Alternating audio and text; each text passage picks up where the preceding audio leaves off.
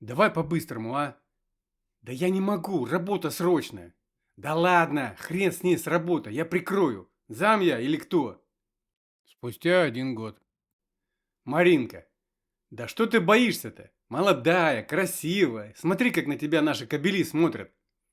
Не, я не могу. Тем более на работе. Как я потом работать буду? Люди узнают, шептаться начнут. Да и вообще, у меня муж есть, мне хватает. Ага, уже сомневаешься? Прогресс. А раньше категорично отвергала. Да я и сейчас отвергаю. Себя и свое нутро не обманешь, Маринка. Если появились сомнения, значит подсознательно ты уже допускаешь такую возможность. А что, жизнь проходит, молодость не вечная, тело скоро одрябнет. Прожить всю жизнь и не попробовать других мужиков? Нет, я на такое не согласна. А они, кобели, думаешь, с одной только живут? Да у них десятки, сотни. Все они одинаковые, животные. А у тебя что, кто-то есть? Конечно, и не один. Я их вообще меняю постоянно. И муж не догадывается. А как он догадается? Я все делаю правильно, на работе не задерживаюсь, никому не звоню, не пишу, не скрываюсь и не шепчусь. Как он догадается? Ну, а совесть? Совесть как? Не мучает тебя? Я тебя умоляю, какая совесть? Мы уже 15 лет в браке. Да и у него наверняка тоже были. Да и есть. А если нет, и ты у него одна? Танька на мгновение зависла, но быстро нашлась. Нет, не может такого быть. Он у меня парень видный, бабы постоянно заглядываются. Ну а вдруг? Ты же точно не знаешь? Да что ты привязала со своими нравоучениями? Я тебе про одно, а ты про другое. Жить надо, Маринка, всеми местами жить. Скоро старость. Или ты думаешь, все это бабье, которое тут работает, все святые, что ли? Да ни одной нет, у кого бы не было хотя бы одного раза на стороне. Только ты у нас одна, святая. Хотя вон, уже задумалась. Сомнения, вопросы, а? Нет, я так не могу. Пусть даже если у моего кто-то и был, то это в прошлом. Главное, он со мной и любит меня. Как я могу его предать? Знаешь, на этические вопросы тут разговаривать можно долго. И ты меня тут жизни не учи. Я тебе как подруге душу раскрыла, а ты тут меня лечишь. На совесть давишь. Ты на корпоратив-то идешь? Да иду, ненадолго. Шеф сказал обязательно быть всем. Отметить, что была, и домой. Ладно, посмотрим по обстановке. Таня отвернулась и пошла на свое рабочее место. Подбородок непроизвольно задергался. Губы задрожали. Она еле добежала до туалета, как из глаз хлынули слезы. Из груди рвался стон и рев одновременно. Хотелось орать изо всех сил, рвать волосы и кататься по полу. Марина не знала, что Татьяна уже год как развелась с мужем. А он у нее действительно был порядочным мужчиной. Никаких подозрений никогда даже не возникало. Да и не мог он по складу характера. Уж она-то это знала, как никто. Все же 15 лет прожили. Добрый, заботливый, хороший семьянин, верный, любящий. Именно такой, какого ищут все бабы. А вот ей повезло. Именно ей достался. Она же помнит все эти завистливые взгляды подруг и сестер. Вот такой вот алмаз она нашла. Потом столько лет ограняла, и вот потеряла. Все потеряла. И мужа, и семью, и детей.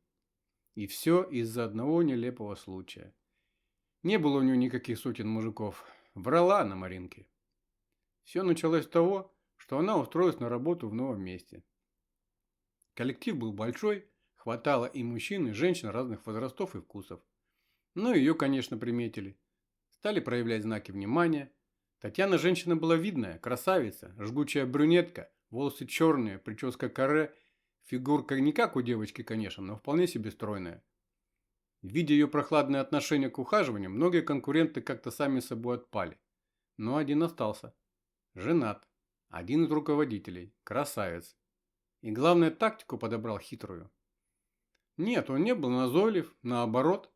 Подходил только тогда, когда нужно по работе. Но всегда предлагал свою помощь. Дружескую, так сказать. Вот она и расслабилась. А когда ты расслабляешься, то у тебя, как правило, что? Правильно подумали. Все так и произошло. Она думала, что он это делает по-дружески. Подпустила его, стала общаться, разговаривать. Вместе ходили на обед. В общем, как с подружкой, как ей тогда казалось. Даже от избытка эмоций поделилась этим с мужем, что у нее появился друг. Это, конечно, мужчина, но он женатый и ни на что не претендует, просто помогает во всем. Что бы она без него делала? Совпало это как раз на годовщину их свадьбы. Муж встретил ее с работы накрытым столом, подарком и шампанским. Виду не показал, но внутри у него все оборвалось. Предчувствие беды. Какое-то время после этого все шло как и раньше. Потом был корпоратив компании. Она выпила, захмелела, танцевала с другом, а он все подливал и подливал. И в какой-то момент он предложил пройти в его кабинет. Там у него для нее подарок. Пошла. Ну, дальше произошло то, что произошло. Измена. Было стыдно и приятно одновременно. И она сорвалась. Отношения стали развиваться. Друг стал настойчивым. Часто заходил прямо в кабинет и, наклонив ее, делал свое дело и убегал. Она стала задерживаться на работе. Часто приходила с запахом спиртного. Они с ним выпивали перед этим делом. Ее отговорки муж слушал и не слышал. В груди молотом бухало сердце. И чувство тревоги, обиды и безысходности накрывало его с головой. Но он все же надеялся, что интуиция его подводит, что ничего не произошло. Все идет как раньше. Просто у нее много работы. А потом они с девчонками ходят в кафе отдохнуть. Ну, выпивают по бокалу вина. Неизвестно, сколько бы это все продолжалось, но вмешался случай. Нужен он был или нет, уже не имеет никакого значения. Мужа звали Николай. Любовника, как ни странно, тоже. Даже отчества совпадали. Удобно. Не ошибешься, даже если ошибешься. Так Татьяна и думала. Но именно это ее и подвело. Последнее время отношения с другом как-то охладили. Надоела она ему, но в кабинет он все же к ней забегал. И вот как-то захотелось ей с ним поговорить. Взяла телефон, пролистала контакты, краем глаза увидела имя и набрала. Не дождавшись, что он скажет, заворковала первой. «Колюсик, ну ты что не заходишь? Я тут приготовилась, вся жду. Или не понравилось в прошлый раз?» То, что случилось непоправимое, она поняла сразу, как услышала холодную тишину в ответ. Посмотрела на экран телефона и обмерла. Душа ушла в пятки. Сердце остановилось, в глазах потемнело. Она набрала мужу. Отключила телефон, бросила его, потеряла дар речи и не знала, что схватить, что делать. Заметалась по кабинету, руки тряслись, ноги подгибались. Она металась, как перепуганный заяц. Приехала домой. Открыла дверь, вошла. Муж всегда раньше встречал ее у дверей. Но никого.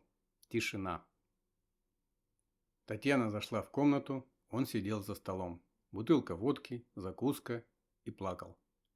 Слезы потоком лились из его глаз, капали в рюмку, в капусту, на хлеб. Николай поднял лицо, посмотрел и еле выдавил из себя сдавленно: «За что ж ты так со мной?» Татьяна быстро привела себя в порядок, вышла из туалета и направилась к Маринке. «Слушай, Марин, ты не ходи на корпоратив и меня больше не слушай, ладно?» «Почему?» – удивленно спросила Марина. «Потому, чтобы не стать такой тварью, как я!» – прокричала Татьяна, развернулась и быстро вышла. Друзья, присылайте интересные истории из реальной жизни, о которых вы знаете. Моя электронная почта в описании канала. Спасибо за внимание.